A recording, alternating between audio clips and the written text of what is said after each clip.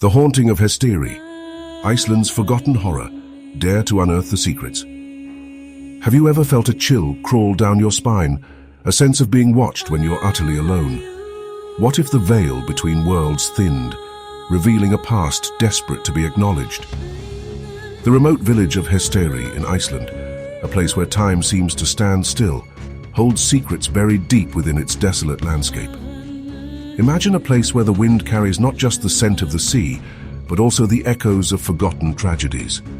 This is Hesteri, a haunting testament to a past that refuses to remain silent. Eric, a thrill-seeking adventurer, along with his friends Anna, Sigrun and Gunnar, sought to explore the untouched beauty of Iceland's Westfjords. They were drawn to Hesteri, a village abandoned decades ago, lured by the promise of solitude and the allure of the unknown. Little did they know, they were about to become entangled in a chilling tale of loss and lingering despair. Their journey began with a boat ride from Westfjords, the captain's words a chilling prelude to what awaited them. "Stay only if you have the stomach for the things that walk there," he warned, his eyes filled with an unsettling knowing. His words hung heavy in the air, a grim omen that settled deep within Eric's mind. Why was this place truly abandoned? What secrets did it hold? As the boat approached Hesteri, the village emerged from the mist like a phantom, its dilapidated buildings standing as silent witnesses to a forgotten era. The air was thick with a sense of foreboding, the cries of seabirds echoing like mournful wails. This was no ordinary abandoned village. This was a place where the past clung to the present, where the veil between worlds seemed thin and fragile. Seeking shelter for the night, the group chose an old fisherman's cottage, its weathered walls and darkened windows exuding an eerie charm.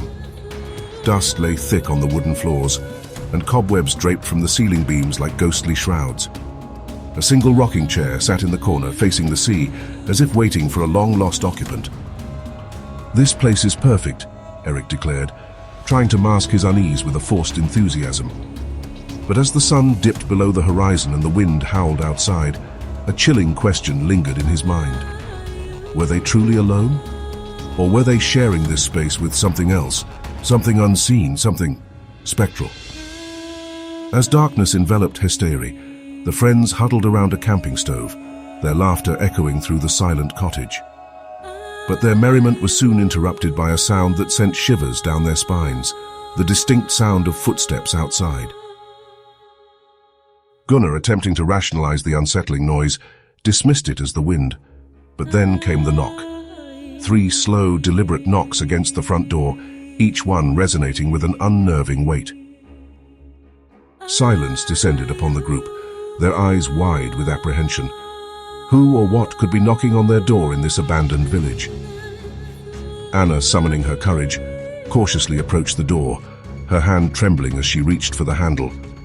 She flung the door open, revealing an empty porch, the wind swirling around her like a ghostly embrace. "No one," she stammered, forcing a smile, but the unease in her eyes betrayed her fear.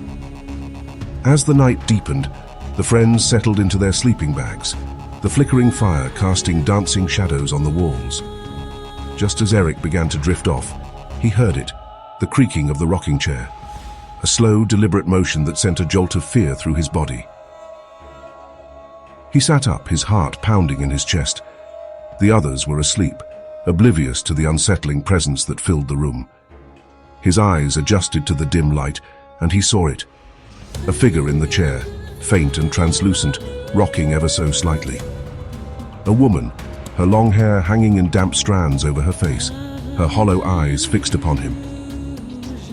Eric's breath hitched in his throat, a silent scream trapped within his lungs. He scrambled backwards, waking his friends with his frantic movements. But the moment they stirred, the figure vanished, leaving only the rocking chair swaying gently in the darkness. Only Eric had seen her, but the image was seared into his mind, a haunting reminder of the spectral presence that haunted Hesteyri. Morning arrived cold and grey, casting a pall over the village.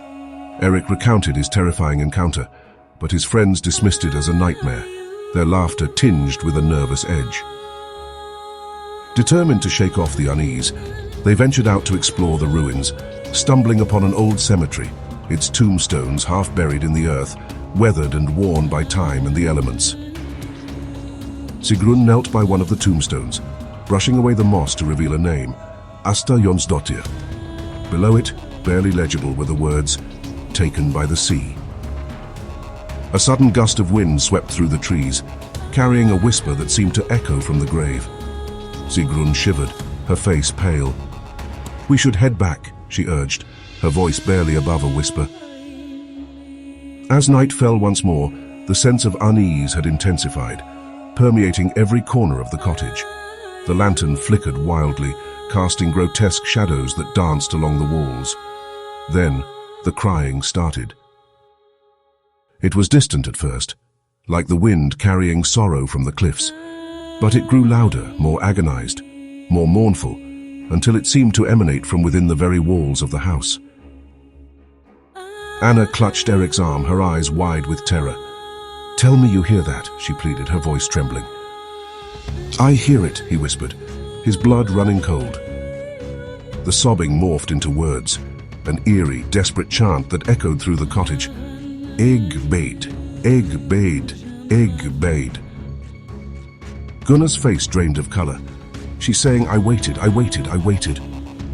Suddenly, something slammed against the walls, the windows rattling in their frames.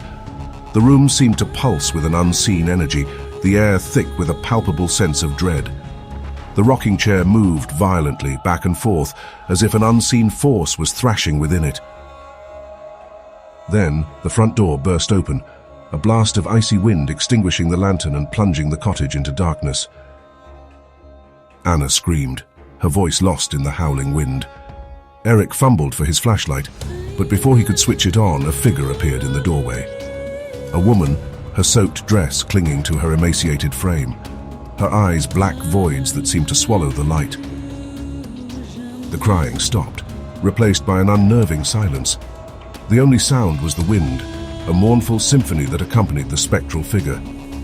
Then she stepped forward, her presence radiating an unbearable sorrow. Panic seized the group, their rational thoughts replaced by primal fear. They grabbed their gear and fled into the night, stumbling through the darkness, desperate to escape the clutches of the ghostly figure. Her presence was felt in the air, a chilling reminder of the sorrow that permeated Hesteri. They reached the shoreline, breathless and terrified, and turned back to face the village.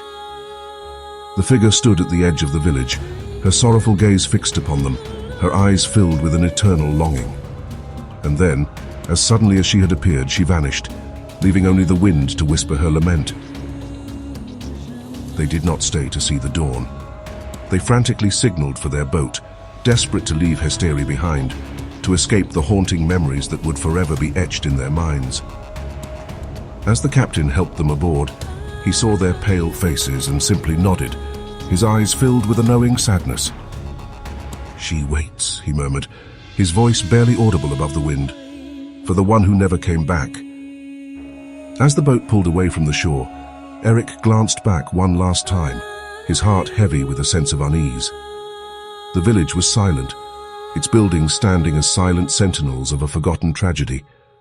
But in the window of the old cottage, the rocking chair swayed back and forth, back and forth. And somewhere in the wind a whisper carried over the waves, a haunting echo of a love lost and a promise unfulfilled. "I will wait." And Eric couldn't help but wonder, what would have happened if they hadn't run? What secrets would they have uncovered if they had stayed? What would have happened if they hadn't run? The haunting of Hesteri is more than just a ghost story. It's a chilling exploration of loss, despair, and the enduring power of the past.